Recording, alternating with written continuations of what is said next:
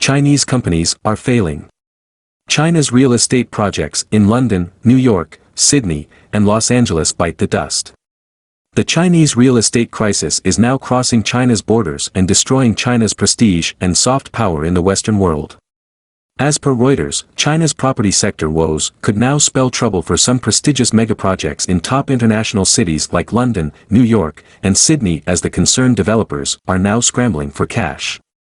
China's top international property developers struggle amidst a real estate crisis.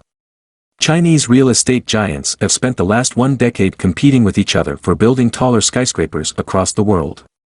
But with the ongoing debt crisis in China and tight liquidity in Chinese real estate majors, it seems that they will have to sell their assets to meet their liabilities.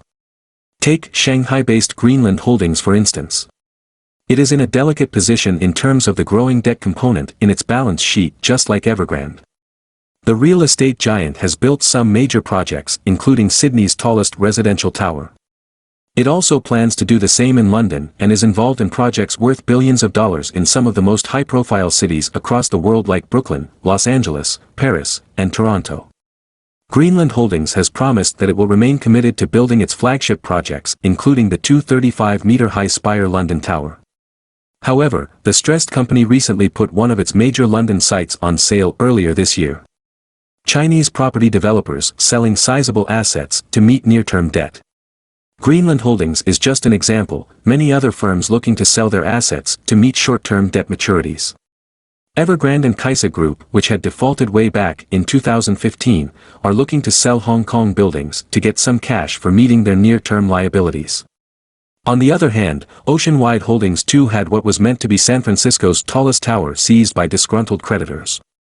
Guangzhou RNF Properties, another major Chinese property developer, has come under the scanner as it is facing a monumental cash crunch, which sums up China's real estate crisis.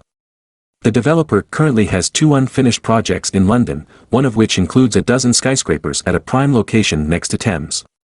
The group also has numerous buildings in Australia, Canada, and the United States. An RNF spokesperson claimed that the property developer remains fully committed to all its British projects. However, the situation is really bad because Guangzhou RNF Properties has around $8 billion of debt getting due over the next 12 months, and only $2 billion in cash handy to meet whatever liabilities it can. Worse still, sales went down nearly 30% year-on-year last month, and major credit rating agencies believe that RNF will need to sell some of its investments now.